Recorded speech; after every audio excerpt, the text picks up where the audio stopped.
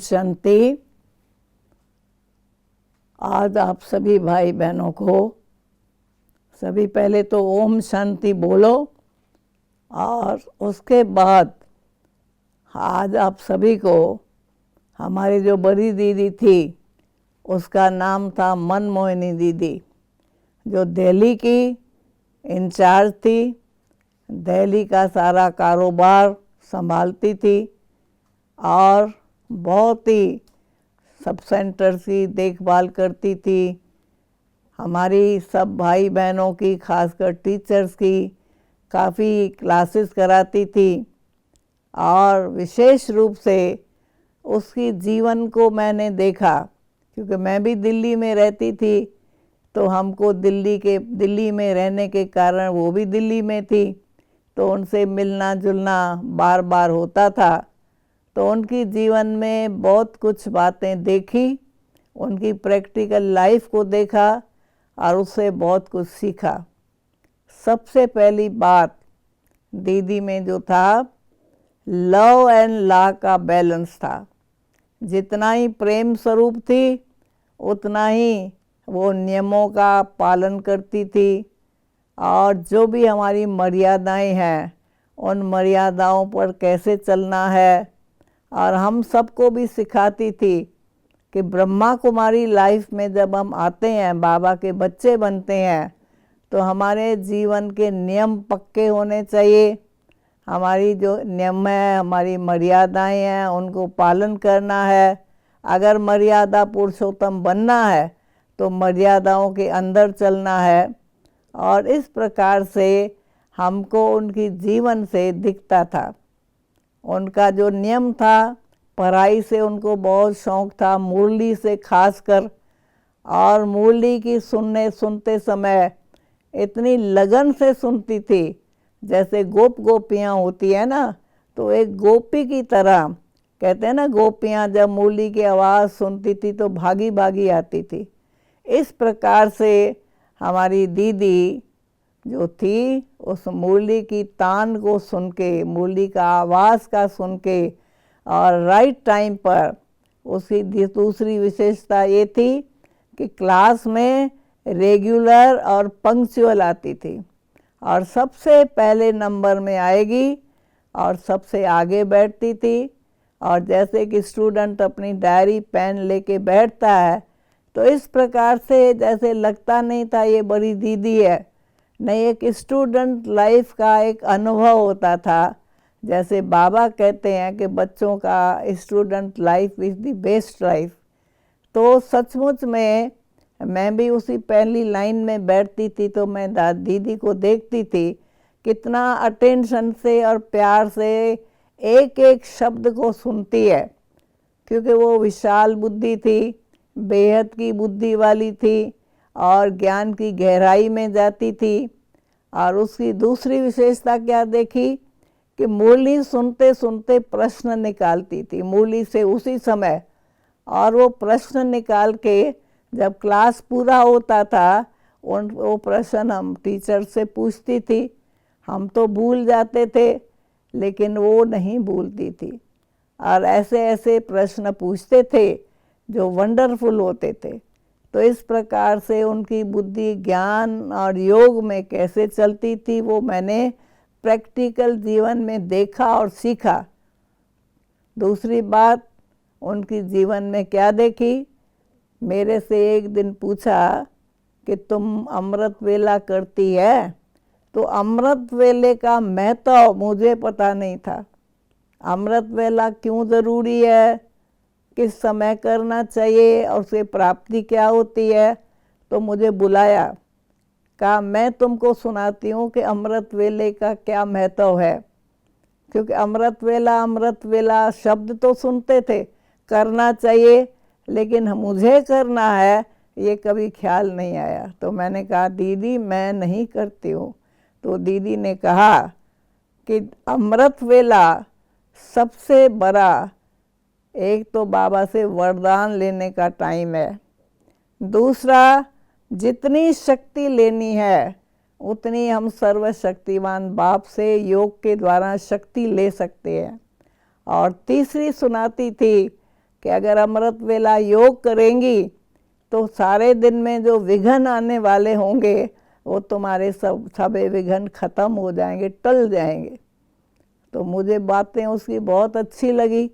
मैंने कहा ये तो बड़ी अच्छी बात है, बाबा से मिलन भी हो जाए, वरदान भी मिल जाए, शक्ति भी मिल जाए। तो उस दिन को मुझे जैसे उनकी अमृत वेले के महत्व की बात समझ में आई, और उस दिन से लेके आज दिन तक मैंने कभी अमृत वेला मिस नहीं किया। और मैं प्रैक्टिकल में अपने जीवन में अनुभव करती हूँ कि सचमुच में सवेरे का जो अमृत वेले का टाइम, वो टाइम क्या होता था, 3:30 और 4। कहते थे कि परमात्मा जो है, हम बच्चों के लिए टाइम है 4 से 5 कहो, 3:30 से 5 बजे कहो। दुनिया वाले तो 5 बजे के बाद उठ रहे हैं, मंदिरों में जाते हैं, घंटे बजाते हैं, पुकारते हैं, प्रार्थना करते हैं। तो 5 बजे के बाद तो भक्तों का टाइम, और 6 बजे के बाद सारी दुनिया भगवान को याद करती है। तो मैंने इसका प्रैक्टिकल उनके जीवन से देखा और करके भी देखा। मैंने को कहा तुम रोज़ करके देखो, फिर अनुभव होगा। क्योंकि जब तक कोई चीज़ की नहीं है तो क्या अनुभव, जैसे कुछ खाया ही ना हो कि मीठा है या खट्टा है। ऐसे ही मैंने भी अमृत वेला शुरू किया, और आज दिन तक मैं अपने अमृत वेले को कायम रखती हूँ। भली कभी तबीयत कैसी भी हो, लेकिन उठूँगी ज़रूर। और ऐसे ही लगता है कि वो नेचुरल हमारा एक नियम बन गया है। जब हमने रोज़ रोज़ रोज़ रोज़ शुरू किया तो मैंने देखा कि 3:30 बजे के बाद नींद ही नहीं आती है। कितना भी कोशिश करते हैं, बस 3:30 बजे अपने आप आँख खुलती है। एक होता है सवेरे उठने के लिए ज़बरदस्ती उठना, जैसे कई लोग कहते हैं ना, थोड़ा उठेंगे फिर सो जाएंगे, फिर उनको नींद आनी शुरू होती है, सुस्ती आनी शुरू होती है। लेकिन मैं समझती हूँ, मैं जब योग करती थी तो मुझे कभी नींद नहीं आती, कभी मुझे झुटका नहीं आता। और उस योग से ऐसे लगता था टाइम का पता ही नहीं चलता था, कैसे आधा घंटा 1 घंटा निकल गया। और उस समय जो परमात्मा से मिलन का अनुभव होता है, उसके साथ जो हम रूह रेहान करते हैं, दिल की बात को परमात्मा भोलानाथ है, उसके सामने जब कोई भी हम बात रखते हैं तो उससे हमने देखा है कि बाबा वो हमारी बातों को सुनता है, उसका रिस्पॉन्स देता है, उसका हमको कहीं समाधान भी मिलते हैं। तो इस तरीके से मैंने अपने जीवन में इसका अनुभव किया और अब भी करती हूँ। लेकिन पहले तो इतने दिन मैंने गंवाए, मुझे पता ही नहीं था। हम लोग तो नेचुरली जो भी है टाइम उठने का 5 बजे 6 बजे, लेकिन 3:30 4 बजे उठने का तो कभी संकल्प भी नहीं था। अब तो वो आदत इतनी पक्की हो गई, क्योंकि आप देखेंगे किसी भी चीज़ का अगर आप नियम बनाओगे तो नियम एक बल देता है। तो इसलिए हमको योगी बनना है, ज्ञानी बनना है, तो हमको अपनी दिनचर्या में ज़रूर, अपनी दिनचर्या में सबसे पहला अमृत वेले का नियम बनाना चाहिए। और उसके बनाने से क्या होता है कि वो धीरे धीरे धीरे धीरे हमारा स्वभाव बन जाता है, नेचर बन जाती है। फिर थकान नहीं होती है, ज़बरदस्ती वाला सौदा नहीं है। क्योंकि परमात्मा के साथ जब हम योग करते हैं तो दिल से करते हैं, प्यार से करते हैं, क्योंकि परमात्मा हमारा पिता है।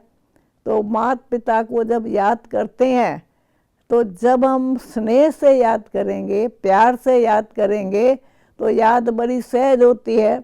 दुनिया में भी आप देखो, जहाँ हमारे संबंध है, जो नज़दीकी संबंध है, उनकी याद खाते पीते उठते बैठते चलते फिरते आती रहती है। करनी नहीं पड़ती है, लेकिन आती है। लेकिन परमात्मा क्योंकि निराकार है, मैं आत्मा भी निराकार हूँ, इसलिए निराकार होने के कारण हमको उसमें थोड़ी मेहनत लगती है। क्योंकि हमको साकार में रहने की, साकार देहधारियों को देखने की आदत पड़ गई है।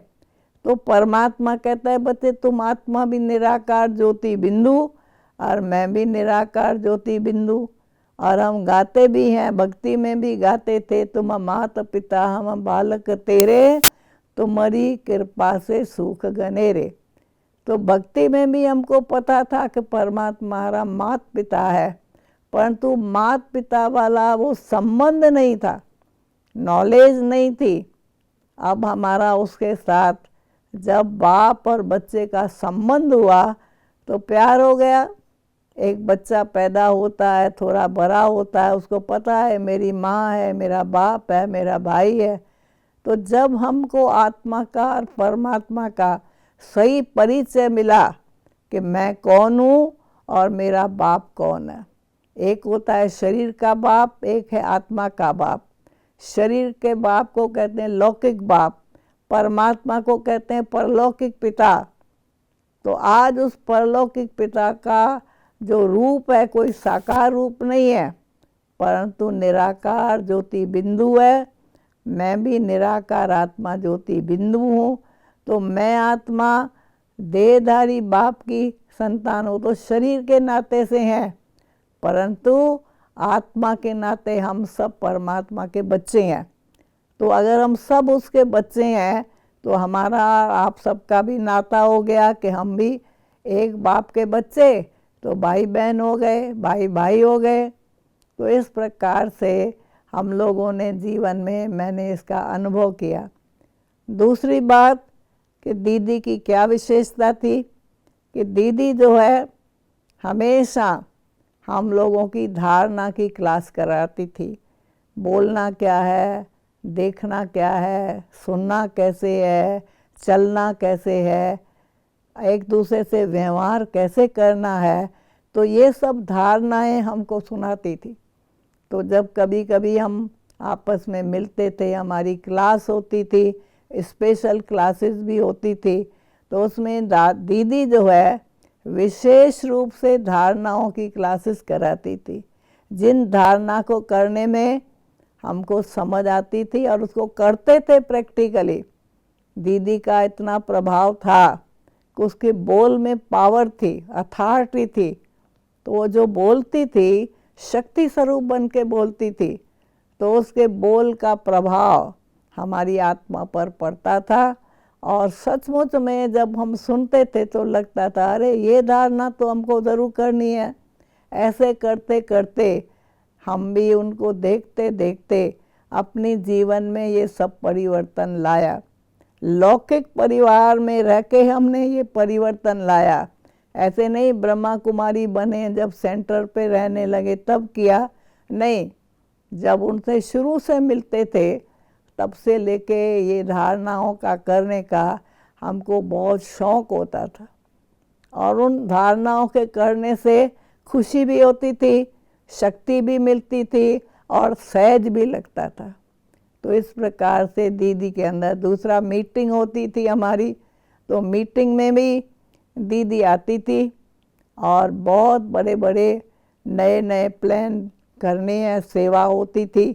तो सेवा में क्या नयापन लाना चाहिए, कैसे हम सबको यज्ञ सेवा कैसे करनी चाहिए। हम परमात्मा के बच्चे हैं तो हम निमित्त हैं, परंतु करन करावनार तो परमात्मा है। तो जब हम ये समझ के करते थे तो काम ऐसे लगता थे तो कराने वाला तो बाबा है ना, परमात्मा है ना, हम तो निमित्त मात्र सेवाधारी है। तो इस प्रकार से हल्के रूप से प्यार से उस सेवा को करते थे। उसके बाद जो दीदी की और विशेषता थी, दीदी जितनी गंभीर थी उतनी हर्षित मुख थी। कभी भी हमने उनको गुस्सा करते हुए नहीं देखा, सीरियस मूड नहीं देखा। ऐसे नहीं कभी उनकी शक्ल ऐसी हो जाए, निराश हो जाए, नहीं, सदा गंभीर गहराई में जाती थी और हमेशा खुश रहती थी। जब उनको देखते थे तो हमको भी खुशी मिलती थी, और हम जितनी भी टीचर्स होती थी हम सबको इस प्रकार से उन्होंने पालना दी हमको ज्ञान सुनाया, सहज ही सहज। कहती थी तुम तो मेरी सखियाँ हो। उन्होंने कभी भी हमको उस नज़र से नहीं देखा। भले दीदी थी बड़ी, इतने सालों की पुरानी, क्योंकि वो शुरू से यज्ञ जब बना तब से आई, और बहुत बड़े शाहूकार घर से थी। बहुत उनके माता पिता भाई बहन सब बहुत ऊंचे परिवार के थे, लेकिन फिर भी इतनी निरहंकारी थी, इतनी निरहंकारी थी, अभिमान था ही नहीं। हमेशा कहेगी मैं तो एक बाबा की बच्ची हूँ, मुझे बाबा ने जो काम दिया मैं करती हूँ। तो जितनी ही गंभीर थी उतनी हर्षित मुख थी। कई लोग होते हैं ना गंभीर होते हैं, फिर उनके चेहरे में मुस्कुराहट नहीं होती है, लेकिन हमेशा मुस्कुराती रहेगी, हाल चाल पूछती रहेगी और हमको भी खुशी देती थी।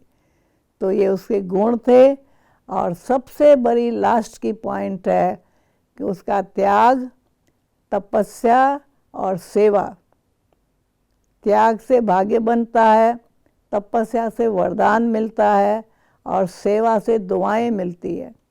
तो उन्होंने शुरू से लेके त्याग किया, तपस्या की और सेवा की। इस आधार पर वो इतना आगे बढ़ी और अपने जीवन में इतने सालों का ज्ञान और योग से प्रैक्टिकल जीवन बनाई, वो हमने देखी। तो उनको देख के हमको भी प्रेरणा आती थी कि अगर ये कर सकती है तो हम क्यों नहीं कर सकते हैं।